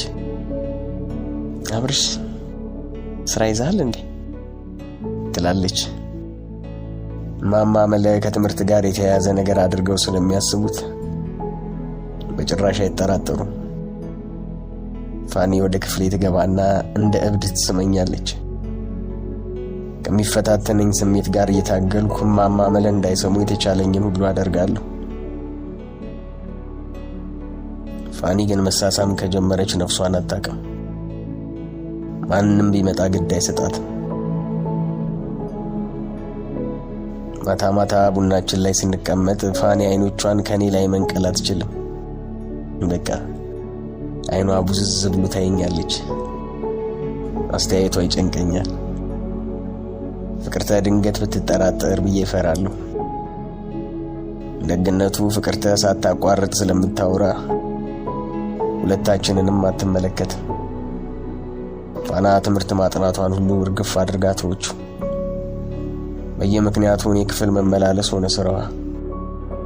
መቼም እኔና ፋና ከዚህ በፊት ማማ አመለ አእምሮ ውስጥ የፈጠርነው እምነት ረዳን እንጂ የፋና ባህሪ መቀየር የሁለታችንን የፍቅር ግንኙነት አፍ አውጥቶ የሚናገር ነበር። አንዳንድ ሰው አለ መሃል ላይ መቆም የማይችል፣ ወይ ጠቅለል አድርጎ ራሱን ይሰጣል አሊያም ገና ከሩቁ ከሰው ይሸሻል። ፋና እንደዛ ነበረች። ሙሉ እሷነቷን ለኔ ስለሰጠችኝ ለምትሰራው ነገር ሁሉ ሌላ ሰው አልታያላት። የነፋና ኑሮ ሊገልጹት በማይቻል ድህነት ውስጥ የተዘፈቀ ነበር። ባጭሩ ቤት ያላቸው የጎዳና ተዳዳሪዎች ይመስሉኛል። አንዳንዴ ማማ አመለ የከሰል መግዣ ብር ያጡ ስለነበር ከቤቷ ጋር ተያይዛ የተሰራች በላስቲክ የተጋረደች ኩሽና ውስጥ ምናምኑን ጓድፈው ይማግዱና ቡና ያፈላሉ። ቡናው ታዲያ ጣዕሙ ጭስጭስ ይላል። እኔ ያን ያህል ብር ባይተርፈኝም አንዳንዴ ከቤተሰብ ሲላክልኝ ለፋና አሊያም ለፍቅርተ ትንሽ ብር ለሰጣቸው ሞክራለሁ። ሁለቱም ቢሞቱ ብር ከኔ አይቀበሉ። ብዙ ጊዜ ሞክሬ ሲቸከኝ መጠየቁንም ትቼዋለሁ። አንድ ቀን ታዲያ ፋና ወደ ክፍል የገባችና እየፈራች አብርሽ 30 ብር አለ አለችኝ። ፊቷ ላይ የነበረው ሀፍረት ያሳዝን ነበር። ደስ ብሎኝ ለፋና ድፍን 50 ብር ሰጧት። ደስ ብሏት እየተጣደፈች ወጣች። ፋና ወደ ማታ አንድ የተጠቀለለ ነገር ይዛ ወደ ክፍሌ ገባች። ፊቷ በደስታ ፈገግታ ተጥለቅልቋል። ጥቅልሉን ፈታችና አንድ ጥቁር የሴት ጂንስ ሱሪ አወጣች። ለፍቅር እየገዛሁላት አለችኝ። ሱሪውን ሳይሆን ፋና ፊት ላይ የነበረውን ፈገግታና ደስታ አይቼ መጥገብ አልቻልኩም። ፋና እንደዚህ በደስታ ስትሰክር አይቻት አላቅም። ትምህርት ቤታቸው ውስጥ በነበረ የስነ ተዋልዶ ስልጠና ላይ ተሳትፋ በተሰጣት አበል ከኔ 30 ብር ጨምራ ለፍቅርተ ይህንን ሱሪ ገዛች። ፋና እንዲህ አይነት ልጅ ነበረች። ቁንጅናዋ የልብሷን ተራነት ይሸፍነዋል እንጂ ለራሷ አንድም የረባ ልብስ የላትም። አዲሱን ሱሪ ይዛ ፍራሽ ጫፍ ላይ ተቀመጠችና በጀርባዋ ተደገፈች። የሆነ ነገር ይነበብባት ነበር። ፍቅርዬን እወዳታለሁ። ከሕፃንነታችን ጀምሮ ሁሉም ሰው እንደገፋት ነው የኖረችው። ሁልጊዜም ስለሷ እያሰብኩ ሰቃያለሁ። አብርሽ፣ ፍቅር እኮ እንደመልኩ አይደለችም። ደግ ነች፣ ጥሩ እህት፣ ጥሩ ጓደኛ ናት። ሁሉም ሰው ግን ይርቃት አለችና ማልቀስ ጀመረች። እንባዎቿን ጠረኩላት። እንባዋ በንጹህ ጉንጮቿ ላይ ሲንኳለል መስተዋት ላይ የፈሰሰ ውሃ ይመስል ነበር። ጉንጯን ሳምኳት። ወዲያው ግን ቤት በኩል እንደተንሸራተትኩ እንጃ ከንፈራችን ተገናኘ። ቀለጥ ያለ መሳሳም ውስጥ ገብተን ይሄን የዘቀጠ ኑሮ የጠቆረ ድህነት ለደቂቃዎች ተሰናበት ነው። ሱሪው ፍቅርተን ቀየራት። ስትለብሰው ዳሊዋን ሰፋ አድርጎ ወገቧን ሸንቀጥ ስላደረገው የፍቅርተ ቁንጅና መቃብሩን ፈንቅሎ ወጣ። ሱሪውን ስትለብስ አንድ የጥንካሬ መንፈስ የለበሰች ይመስል አስገራሚ በራስ መተማመን ይታይባታል። ጓደኞቿ ጋር መውጣት፣ አመሻሹ ላይ ከጎረቤት እኩዮቿ ጋር ተያይዛ መዞር ጀመረች። በእርግጥም ሱሪው የሰውነቷን ቅርጽ ጎላ አድርጎ አሳምሯት ነበር። ይህንኑ አድናቆት ከአንዳንድ ወንዶች ጭምር እንደተቸራትም ፍቅርተ ራሷ በደስታ ለእኔና ለፋና እየነገረችን ስታስቀን ነበር። ልብስ መንፈስ ነው። ስጋን ሸፍኖ የስጋን ውበት የሚያጎላ መንፈስ። ይሄ መንፈስ ሱሪ ተመስሎ ፍቅርተ ላይ አርፎ ነበር። የነፋና ህይወት ከቀን ወደ ቀን ወደ ባሰ ድህነት እየተዘፈቀ ነበር የሚሄደው። ማማ መለ አልፎ አልፎ ልብስ ያሳጥዋቸው የነበሩ የመንገድ ስራ ሙያተኞች ነበሩ። ከዛች ከሚያገኙት ገቢ እኔ በየወሩ ከምሰጣቸው የኪራይ ብር ጋር ተዳምራ ኑሯቸውን ስትደጉም ኖራለች። ታዲያ የመንገድ ስራ ባለሙያዎቹ መንገዱን ሰርተው ስለጨረሱ የማማ መለም ገቢ ተቋረጠና ቤተሰቡ የባሰ ችግር ላይ ወደቀ። አንዳንድ ቀን የወትሮን ቡና ማፊያ ብር ስለሚያጡ ሁላችንም በጊዜ እንተኛለን። ቤቱ እንደ መቃብር ጸጥ ይላል። በእንቅርት ላይ ጆሮ ደግፍ እንዲሉ በሰፈሩ ለሚያልፈው መንገድ ግንባታ ቤታቸው በቅርቡ እንደሚፈርስ ለማማ መለ ተነገራቸው። ማማ መለ ይህን መርዶ እንደሰሙ ሙሉ ቀን ታመው ካልጋቸው ላይ ሳይነሱ አሉ።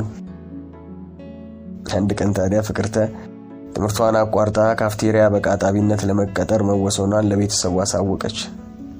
መርዶ ነበር። ማማ መለ ያለቀሱ እግሯ ላይ ወደቁና ለመኗት። ፋና ፊቷ ገርጥቶና አይኖቿ በእንባ ተሞልተው ዝም ብላ ፍቅርተና እናቷን ትመለከታለች። በብዙ ልመና ፍቅርተ የዛን ቀን ትምህርት ቤት ሄደች። ፋና ፊቷ በሐዘን ድባብ ተውጦ ከወትሮ ዝምታዋ ሺህ ጊዜ የገዘፈ ዝምታ ውስጥ ሰጥማ ዋለች። የዛን ጊዜ ፋና የ12ኛ ክፍል ፈተና ወስዳ ውጤት እየተጠባበቀች ነበር። በቀጣዩ ቀን ወደ ማታ ላይ ፋና ወደ ክፍሌ መጣች። አልሳመችኝም። ትክዝ ብላ ፍራሽ ጫፍ ላይ ተቀመጠችና አብርሽ፣ አረብ ሀገር ልላክሽ የሚለኝ የሆነ ጎረቤታችን አለ። ብዙ ልጆች ልኳል። እዚሁኛ ሰፈር ነው። ተፈሪ የሚባለውን ታውቀዋለህ አለችኝ። እና አልኳት። አሁኑኑ ብርር ብላ ትሄድብኝ ይመስል ስጋት ሁለመና የወሩት እጆቿን በእጆቼ ያዝኩኝ። ድንግጬ ነበር። መተንፈስ ሁሉ አቅቶኝ ነበር። አይ ቢያንስ ፍቅር ትምህርቷን እስክትጨርስ ለ2 ዓመት ሰርቼ ብመለስ ብዬ አሰብኩ። በዛ ላይ ይሄ ቤት ከፈረሰ የት እንወድቃለን? ዘመድ የለን መጠጊያ አለችኝ። ድንጋጤ ያስደንግጧት ሳይሆን አይቀርም። ስትናገር ፈርታ ነበር። አብደሻል ፋኒ፣ ምን ሰይጣን ነው ያሳሰበሽ? እንዴት እንደዚህ አይነት መጥፎ ነገር ታስቢያለሽ? ጮኩባት። ኧረ አብርሽ ቀስ ማማ እንዳትሰማ አለችኝ በጭንቀት በአገጯ ወደዛኛው ክፍል እየጠቆመች። ስሚኝ ፋኒ፣ ትምህርቴን ልጨርስ 1 ዓመት የማይሞላ ጊዜ ናት የቀረችኝ። እንደጨረስኩ እንጋባለን፣ ስራ ይዛለሁ። ከዛ በኋላ አንቸገርም። እባክሽ ለዚች አጭር ጊዜ ብለሽ መጥፎ ነገር አታስቢ። ፋናን ጨምድጄ ይዤ እንደ እብድ ለፈለፍኩ። የምናገረው ከልቤ ነበር። ፋናን ማግባት በምድር ላይ ካሉ ጉዳዮች ሁሉ ቅድሚያ የምሰጠው ጉዳይ ነበር። ፊቷ ላይ የነበረው ባዶነት፣ አይኖቿ ውስጥ የነበረው ተስፋ መቁረጥ የነገረኝ ነገር ነበር። ፋና ስጋዋን አስቀምጣ ቀድማ ወደማታውቀው ዓለም ሄዳለች። በቃ የለችም። ሳምኳት፣ ምንም አልተሰማትም። ፋና የኔ ውብ፣ የኔ መልአክ። እንኳን ስሜት አይኖቻችን ሲተያዩ ፊቷ በፍቅር ስሜት የሚቀላው ፋና አይኔ እያየ ከስማለች። እንደ ግዑዝ ተራራ ከስሩ ውሃ እንደሚያመነጭ ግዑዝ ስጋዋ ብቻ እንባ ያፈለቀ አጠገቤ ተቀምጧል። ምን አባቴ ላድርግ አብርሽ? ጨነቀኝ እኮ። ለስሙ የመጀመሪያ ልጅ ነኝ፣ ትልቅ እህት ነኝ። ቤተሰቦቼ በችግር ሲያልቁ እጄን አነባብሬ ማየት ብቻ ሆነ ስራዬ። እህቴ በብስጭት አንድ ነገር ብትሆንብኝ ዘላለም ሲጸጽተኝ ይኖራል። ማን ነው የዚህ ቤተሰብ ታዳጊ? ዘመድ የለንም። ማን መጥቶ ከዚህ መከራ ውስጥ ያወጣናል? መሀል አዲስ አበባ ላይ ቤተሰቦቼ በረሃብ ሲሞቱ ዝም ልበል? መሀል አዲስ አበባ ቤተሰቦቼ በድርቅ ይለቁ? ጎረቤት የሚሰራ ወጥ እየሸተታቸው አንጀታቸው ታጥፉ ሲተኙ ዝም ልበል? ንገረኛ አብርሽ፣ እሺ ምን ልሁን? ሴተኛ ዳሪ ልሁን? እናቴ የቡና ሱስ እያሰቃያት አይኗን ባያጎረፈ ጎረቤት የሚወገጥ ቡና ድምጽ እያዳመጠች ቡና በጠሩኝ እያለች ስትመኝ እያየው ስንት ዓመት በዝምታ አለኑ። አንዲት ልጆቿን ለማሳደግ እድሜ ልኳን የተራበች የተንከራተተች ባልቴት ልጆቿም ደርሰው በረሃብ ስትሰቃይ እያየች ዝም የምትል ልጅ ትባላለች? እሄዳለሁ፣ የትም ቢሆን እሄዳለሁ ብላ እምባዋን ጠራርጋ ከክፍሌ ወጣች። አፈር ለብሶ በዝምታ የኖረ ፈንጂ የደህንነት ጨካኝ እግር ረግጦት ፈነዳ። ውስጤ በፍንዳታው ሲናጥ ይሰማኛል። የአብሮነት ከተማ ሲፈራረስ፣ የፍቅር ቅርስ ሲወድም ይታየኛል። ማታ ላይ ፍቅርተ ፊቷ ሳቅ ለብሶ ሳቅ ጎርሶ መጋረጃው እስኪገነጠል በርግዳው ገባች። ተጠምጥማ ጉንጬን ሳመችኝ። እውነቱን ለመናገር በዛ ከንፈር አፈሰችኝ ማለት ይሻላል። ከዛም ድምጿን ቀንሳ ቀጠረኝ አለችኝ። ለ3 ዓመት ያፈቀረችው ልጅ ቅዳሜ ሊያገኛት ቀጥሯት ነበር። ለምን እንዴት አላልኳትም። የፋና ጉዳይ ያብሰለሰለኝ ነበር። ብቻ ለማስመሰልና አብሬያት ለመደሰት ሞከርኩ። ፍቅር ግን እንዴት ኃያል ነው በእግዚአብሔር። ችግር አያገደው ድህነት። በቃ በመከራ የተከበበን ሰው ከመሬት አስነስቶ ያስፈነድቀዋል። ወይንስ ያፈቀረ ሰው ለሌላው የማይታይ ለአፍቃሪው ብቻ የሚገለጥ ከችግር ከድህነት ከመከራ የሚታደግ የመላእክት የእሳት ሰረገላ አገሩን ከቦ ይታየዋል። ፍቅርተ ቀጠሮ በነገረችኝ ሰዓት ቸልተኛ አልሆን እንጂ በእርሷ ደስታ የፋና የስደት ሐሳብ ይጨነግፋል ብዬ ስላሰብኩ በሚያስፈልጋት ሁሉ ከጎኗ ሆኜ ድጋፍ ለመስጠት ወሰንኩ። ቅዳሜ ጠዋት 50 ብር ሰጠኋት። ላለመቀበል አንገራግራ ነበር። ጸጉርሽን ተሰሪ እንጂ ደግሞ የቀጠሮ ቦታ ባዶ እጅ አይኬድም ብዬ አሳመንኳት። ብሩን ተቀበለች። ጥቁር ሱሪዋን ከአሮጌው ሻንጣ አወጣችና ማጠብ ጀመረች። ይሄ ሱሪ ዳውናየ እስቲ አሁን መች ለበሹና ነው የምታጥቢው አሉ እማማ መለ። ፍቅርተ እያንጎራጎረች አጠባዋን ቀጠለች። በዚህ ሰዓት እግዚአብሔር ወርዶ ቢናገራትም መስማቷን እንጃ። ሱሪውን አጥባ ስትጨርስ አስተካክላ ገመድ ላይ አሰጣችና ወደ ጸጉር ቤት በደስታ እየተንሳፈፈች ሄደች። እኔም ክላስ ስለነበረኝ ወደ ግቢ ሄድኩ።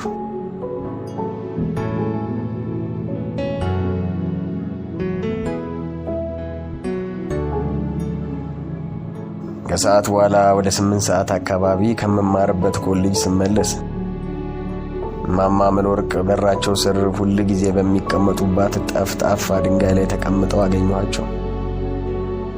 አይናቸው ቡዝዝ ብሎ በሐሳብ በመመሰጣቸው ካናገራቸው ድረስ አጠገባቸው መድረሴንም አላዩም ነበር። ወትሮ እዚች ድንጋይ መቀመጫ ላይ የሚቀመጡት እጃቸው አጠር ሲል ለዕለት ቡና ብር ቢጤ ሲቸግራቸው ነበር።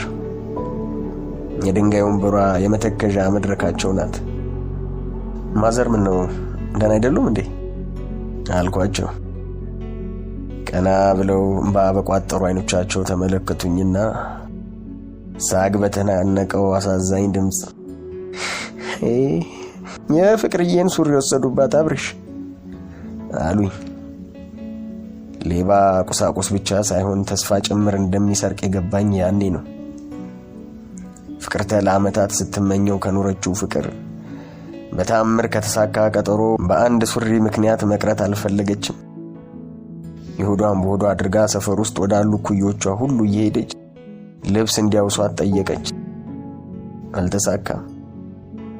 ሁሉም ልብስ አላቸው። ሁሉም ልብሳቸውን የማያወሱበት ምክንያት አላቸው። ሁሉም ግን አንድ ተራ ልብስ በዚያች ቀን ለፍቅርተ ከንጉስ ካባ የበለጠ ዋጋ እንደነበረው አያውቁም ነበር። ፍቅርተ አንገቷን ደፍታ ወደ ቤት ገባችና ሁልጊዜ ፋና ትቀመጥበት የነበረው ኩርሲ ላይ ተቀመጠች። የፋናን ወንበር ብቻ ሳይሆን የፋናን ዝምታ ወረሰች። ከዛን ቀን ጀምሮ ፋናም ዝም፣ ፍቅርተም ዝም፣ እማማ መለ ብቻ እንዲሁ የልጆቻቸውን ዝምታ ለመስበር የባጥ የቆጡን ያወራሉ። የማታ ማታ ቡናችንም እንደወትሮ አይደምቅም ነበር። የፍቅርተን ሱሪ የወሰደው ሌባ የፍቅርተን ምላስ የወሰደው እስኪመስለኝ ድረስ ፍቅርተ ከዛ በኋላ እንደ በፊቱ ስታወራ ሰምቻት አላውቅም። አብርሽ ሰላም ነው? በቃ የምታናግረኝ ይችን ብቻ ነበር። እንደ በፊቱም ቤት አትመጣም። ከትምህርት ቤት ስትመለስ የማማ መለ ነጠላ በደንብ ልብሷ ላይ ጣል ታደርግና ቤተ ክርስቲያን ትሄዳለች። አንዳንዴ በጣም አምሽታ ስለምትመለስና ጧት ስለምትወጣ ለ2 ለ3 ቀናት አንነጋገርም። በስሱ መጋረጃ አይኖቼን ልኬ በደበዘዘው ብርሃን የሰለቸውና ከወትሮ የባሰ አስፈሪ የሆነ ፊቷን አያለሁ። ፋና ጋር የነበረን ግንኙነት ግን ቀስ በቀስ እንደነበረው ተመለሰ። እንደውም ከበፊቱ የበለጠ አብረን መዋል ጀመርን። ፋናም የበፊቷ አፍቃሪ ፋና ሆነች። ዓለምን ረስተን በዛች ደሳሳ ጓዳ ውስጥ የራሳችንን ፀሐይ፣ የራሳችንን ጨረቃ፣ የራሳችን ከዋክብት ያሉባት ዓለም ፈጠርን። ፋናን ያፈቀርኳት ሳይሆን እኔን ራሴን የሆነች እስኪመስለኝ ሁሉ ነገር የሆነች። የ3ኛ ዓመት ትምህርት እንዳለቀ ለረፍት ወደ ቤተሰቦቼ ለመሄድ ምን ያህል እንደተጨነኩ መግለጽ አልችልም። ፋናን ትቼ መሄድ ራሴን ትቼ ከመሄድ በምንም አይተናነስም። ግን የግድ መሄድ ነበረብኝና ወደ ቤተሰቦቼ ጋር ክፍለ ሀገር ለ2 ወር ረፍት ሄድኩኝ። ለተከታታይ 2 ሳምንታት ፋና በህዝብ ስልክ እየደወለች እናወራ ነበር። ከዛ በኋላ ግን ድምጿ ጠፋ። ለ15 ቀናት ተጠበቅኩ። ፋና አልደወለችም። የማውቀው ስልክ አልነበረኝም። ፋናም ስልክ አልነበራትም። ናፍቆቷን መቋቋም ለኔ ስቃይ ነበር። በመጨረሻ ወሰንኩ። ቤተሰቦቼን የምማርበት ኮሌጅ እንደጠራኝ በመንገር ማቄን ጨርቄን ሳለል በአንድ ወሬ ወደ አዲስ አበባ ተመለስኩ። አዲስ አበባ ስደርስ ልቤ ፈርቶ ነበር። ቤት ስደርስ ማማ መለ አንገቴ ላይ ተጠምጥመው ሳሙ። እንባቸው አንገቴ ስር ሲረጥበኝ ነበር። እያለቀሱ መሆኑን ያወቅኩት። ወደ ቤት ስገባ ቤቱ ካለወትሮው ጭር ብሏል። ማማ መለ ጉድ ጉድ ብለው ቡና ፈሉ። ድንገት መጣህብኝ ብለው ቁራሽ እንጀራ በበርበሬ ያቀረቡልኝና የመጀመሪያውን ቡና አቀርተው ሲያቀብሉኝ እጃቸው ሲንቀጠቀጥና ሲኒው ከማስቀመጫው ጋር በእጃቸው እንቅጥቃጤ ምክንያት ሲንገጫገጭ ተመለከትኩ። ልቤ ባሰፈራ። አብዬ ይኸውልህ ፋኒዬ ድንገት ሳላስብ ብድግ ብላ አረብ አገር ሄደችብኝ አሉና እንባቸውን ዘረገፉት። ያስኩት ቡና ሳላስበው ከእጄ ላይ ወድቆ ተከነበለ። እንዴት ማዘር? ማን ወሰዳት? እርሶን እንዲህ ዝም ይላሉ? የጥያቄ ማት ዘረገፍኩባቸው። ራሴን መቆጣጠር አልቻልኩም። ማማ መለ ግን አንገታቸውን ደፍተው አንዲት የቄጤማ ዘለላ እያፍተለተሉ ስቅስቅ ብለው ከማልቀስ ውጭ ቃል አልተነፈሱም። ሽበት የወረረው ጸጉራቸው፣ ቆዳቸው፣ በእርጅና ብዛት የተጨማደደ እጆቻቸውና 10 ቦታ ላይ በክር የተሰፋ ኮንጎ ጫማቸውን ያጠለቀ እግራቸውን ስመለከት ከፋና ናፍቆት ጋር ተደማምሮ እምባዬ ከውስጤ ገነፈለ። ማማ መለ ማልቀስ ያስደንግጧቸው ከፍራሻቸው ተነስተው መጥተው ጎኔ ተቀመጡና እንደ ልጅ አጥንታም ደረታቸው ላይ ራሴን አስጠግተው አቀፉኝ። ሁለታችንም በዛች ልትፈርስ አንድ ሐሙስ በቀራት ደሳሳ ጎጆ ስቅስቅ ብለን ተላቀስን። ወደ ማታ ላይ ፍቅር ተመጣች። ገና ስታየኝ አቅፋኝ መነፋረቅ ጀመረች።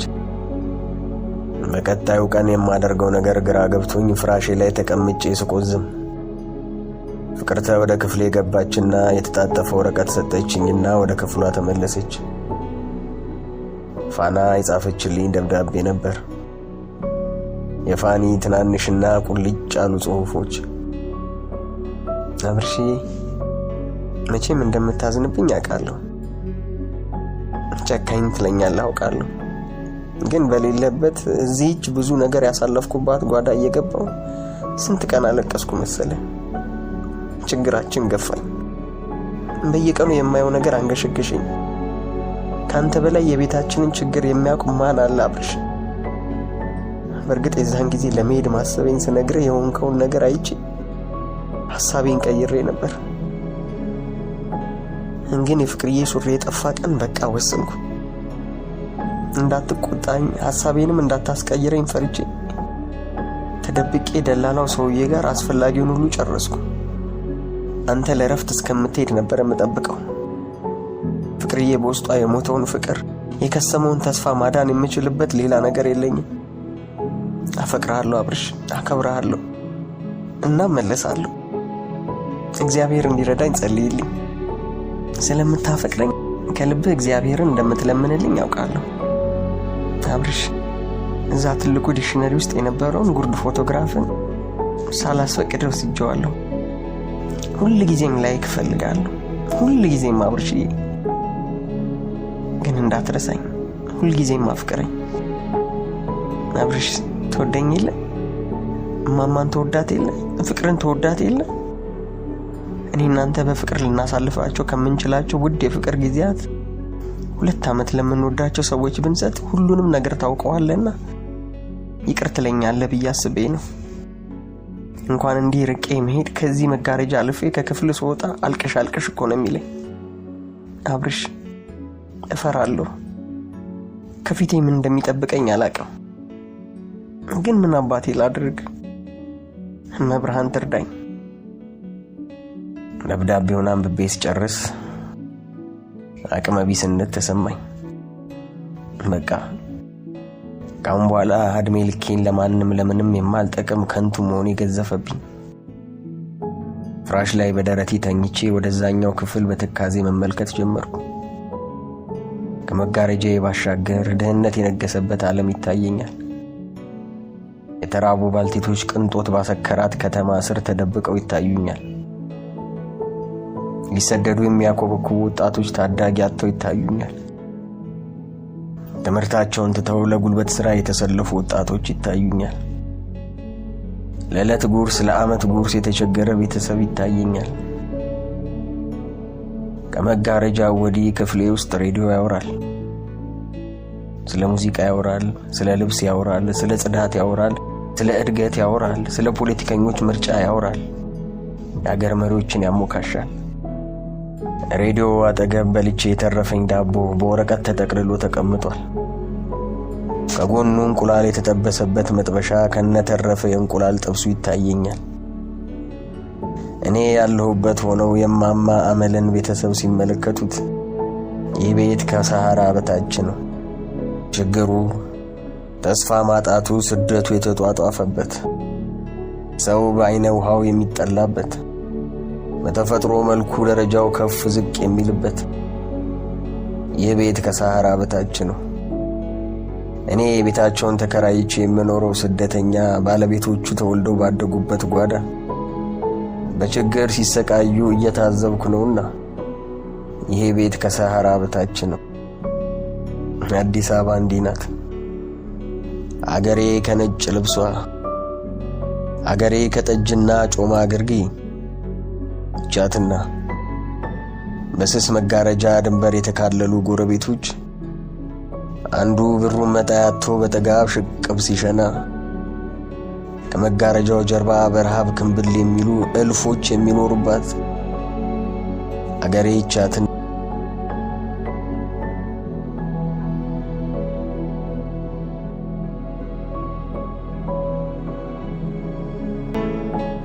ከተመረኩ በኋላ አዲስ አበባን ለቅቄ ወደ ቤተሰቦቼ ሄድኩ።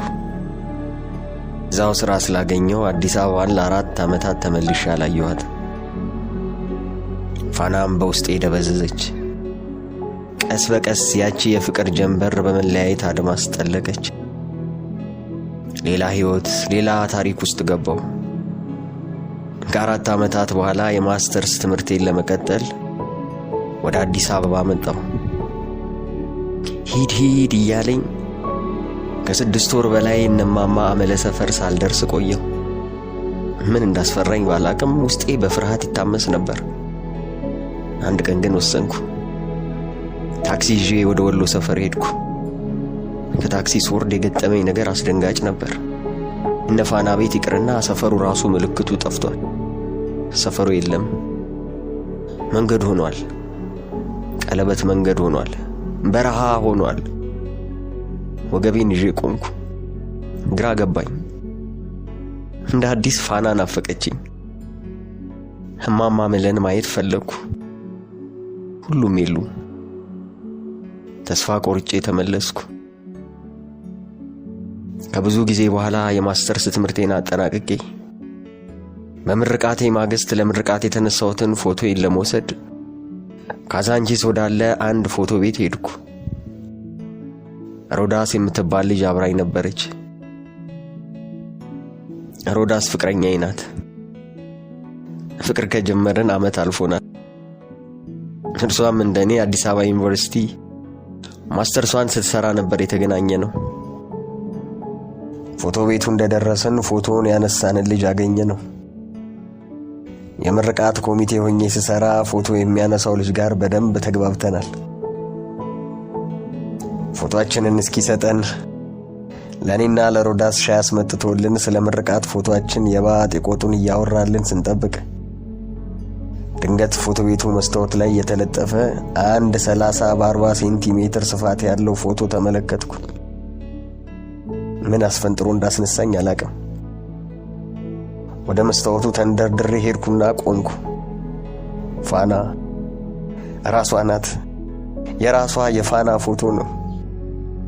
የለበሰችው አጭር ቀሚስ ፍም የመሰለ ቀይ ታፋውን አጋልጦታል። ቢሆንም ፋና ናት። አይኖቿን ጨፍና ወደ ሰማይ አንጋጣለች። ቀይ የከናፍር ቀለም የተቀቡ ከንፈሮቿ በመጠኑ ከፈት ብለዋል።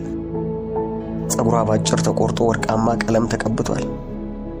ቢሆንም ፋና ራሷ ናት። አፍንጫዋ ተበስቶ ቀለበት ተንጠልጥሎበታል።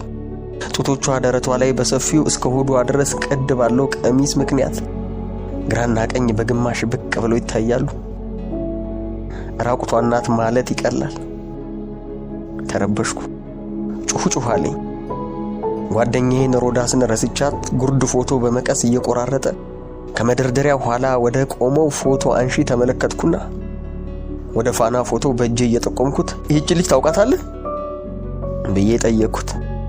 ለአመል ያህል ወደ አመለከትኩት ፎቶ አይኑን ላከና በፍጥነት መለሰልኝ። ከዚህ ቀጥሎ ያለው ሶስተኛ ቤት ሰራለች። ከአረብ ሀገር ነው የመጣችው። አእምሯ ትንሽ ችግር አለበት። ተጠፍራ ነው የመጣችው። ደግሞ አረቦች ደፍሯት የወለደቻት አንዲት ልጅ አለቻት አለኝ። ምንድነው ቤቱ? ማለት የምትሰራው? ቡና ቤት ብሎኝ ወደ ስራው ተመለሰ።